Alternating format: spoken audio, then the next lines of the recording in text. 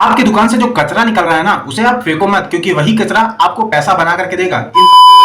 तो भाई आज की वीडियो में आपको बताने वाला हूं कि आपकी दुकान से जितने अलग अलग तरह के कचरे निकलते हैं, उन सभी कचरों को आपको फेंकना नहीं चाहिए। उसमें से कुछ कचरा ऐसा होता है जिसे कि आपको अपने गोदाम है या फिर आप जहां भी उसे रखना चाहो, आप उसे समेट करके मतलब इकट्ठा कर सकते हो, जिस वजह से भाई आपको काफी अच्छा पैसा मिलेगा। अब भाई दुकान से निकलने वाले कचरे में कोई एक ऐसी चीज नहीं है, बल्कि 4 ऐसी चीजें हैं जो कि शायद आपकी दुकान से निकल रहा होगा, लेकिन आप उसे ध्यान नहीं दे रहे हो और आप अपना नुकसान जानबूझ के करवा रहे हो। चलिए वीडियो को शुरू करते हैं, लेकिन अगर आपने वीडियो को अब तक लाइक नहीं किया है तो लाइक कर दीजिएगा, और ऐसी और वीडियोस को देखने के लिए वीडियो को लाइक करके चैनल को सब्सक्राइब भी जरूर कर दीजिएगा। और हाँ, अगर आप सब्सक्राइब नहीं करते हो तो हो सकता है कि इस तरीके की वीडियो आपको दोबारा देखने को ही ना मिले। भाई देखा जाए, आपकी भी किसी भी तरीके की दुकान हो सकती है। वैसे आप में से ज्यादातर लोगों की किराना दुकान होगी। किराना दुकान से 3 तरीके के कचरे ज्यादा निकलते हैं। सबसे पहला है भाई गद्दा, जो कि भाई अगर आप बिस्किट का पूरा पेटी खरीदते होगे तो उसमें जो है निकलता है बिस्किट का गद्दा। उसके बाद भाई जो दूसरे नंबर का कचरा है वो है प्लास्टिक की बोतल, जो कि भाई इस समय गर्मी का सीजन चल रहा है, तो गर्मी के सीजन में कोल्ड ड्रिंक की डिमांड ज्यादा रहती है। और भाई ये प्लास्टिक की बोतल, अब आप सोच रहे होगे कि यार कस्टमर जो है वो प्लास्टिक की बोतल लेके चला जाता है, तो ये प्लास्टिक की बोतल मैं कैसे इकट्ठा कर पाऊंगा। देखो भाई, इसका सबसे सीधा और साधारण सा एग्जांपल है, आपकी दुकान जहां पे है, ठीक है, आपको अपने दुकान के साइड में एक डस्टबिन रख देना है। और जब आप अपने दुकान के साइड में डस्टबिन रख दोगे, आपके दुकान पर कस्टमर आके कोल्ड ड्रिंक खरीदा, पिया, उसे डस्टबिन दिखा तो डस्टबिन में ही तो फेंकेगा ना। अब भाई बहुत से ऐसे भी कस्टमर होते हैं जो जानबूझ के डस्टबिन में नहीं फेंकते, सड़क पे फेंक देते हैं। ऐसे ग्राहक होते हैं जो समझदार होते हैं, वो कोल्ड ड्रिंक पीते हैं और जो अगर डस्टबिन बगल में रखा होता है तो वहीं डाल देते हैं, अगर डस्टबिन नहीं रखा होगा तो इधर उधर फेंक देते हैं। जिस वजह से भाई मैंने आपको बताया कि आपको अपने दुकान के बगल में अगर आप डस्टबिन रखोगे तो जो प्लास्टिक की बोतल कोल्ड ड्रिंक पी करके वो खत्म कर रहे हैं, वो बोतल को उसी डस्टबिन में डाल देंगे। और आपको क्या करना है, उस डस्टबिन में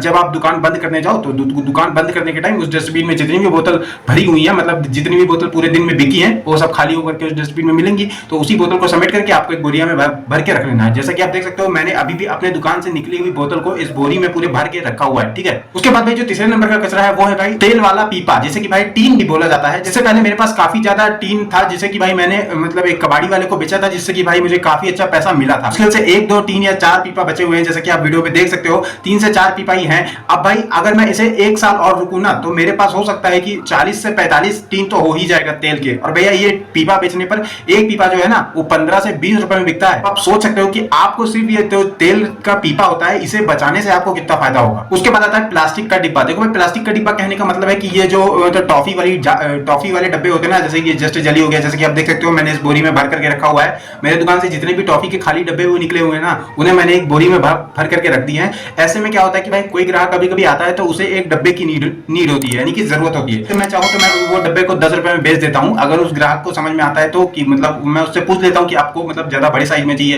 या छोटे साइज में चाहिए। देखो भाई, मैं खाली डब्बे को जरूर समेट के रख लेता हूँ, क्योंकि भाई कस्टमर कभी भी मान सकता है कि हमें ये इस तरीके का डब्बा चाहिए, आपके पास है कि नहीं। जैसे आपकी दुकान से कोई भी कस्टमर वो डिब्बा ही मांग रहा है, अब ये चीज को आप तो अंदाजा लगाओगे नहीं कि किराना दुकान में क्या डिब्बा भी बिकेगा, लेकिन भैया कस्टमर को जरूरत पड़ जाती है, वो आपसे कहेगा कि भैया क्या आप वो खाली डब्बा रखे हो। तो ऐसे में क्या, जब आप इस डब्बे को समेट करके रखोगे तब आपकी दुकान से वो ग्राहक खाली नहीं जाएगा। आप उस डब्बे को समेट के रखे हुए हो, आप वहां से जाओगे, डब्बा निकाल के लाओगे, दे दोगे कैको पे, और मुश्किल से बहुत से आप 5 रुपए या 10 रुपए या 20 रुपए तक का बेच सकते हो, जिसमें कि भाई आपका पूरा तो प्रॉफिट ही है, इसमें तो कोई नुकसान ही नहीं है। अभी भाई कुछ दिनों पहले 6 से 8 महीना रुक करके मैंने जो बिस्किट का गत्ता होता है या फिर दूध का गत्ता होता है या फिर किसी भी चीज का गत्ता होता है, वो सब समेट करके एक जगह पर रखा, ठीक है। अब वो गत्ता जो है ना, वो मैंने अभी 3-4 दिन पहले ही बेचा हुआ था। जैसे कि आप देख सकते हो, मैंने दुकान से 6-7 महीने में इतना गत्ता निकला हुआ है। तो जैसे कि आप देख सकते हो, ये मैंने एक वीडियो बनाई हुई थी जिसमें कि भाई मैंने मतलब 6-7 महीने रुक करके ये सारे गत्ते को समेटा था, एक जगह रखा था, और भैया इसे मैं इस समय बेच रहा हूँ। देख सकते हो कितना सारा ये यहाँ पे गत्ता हो चुका है, जिसे कि मैं बेचा, और भाई मुझे काफी अच्छा पैसा इससे सिर्फ गत्ता बेचने पर मिला था। भाई इतना सारा गत्ता बेचने के बाद भी मेरे पास अभी भी थोड़े बहुत गत्ते फिर से वापस आ चुके हैं, जिससे कि भाई मैं बांध करके वापस से रख दिया हूं। जैसे कि आप यहाँ पर देख सकते हो, एक ऊपर रखा हुआ है,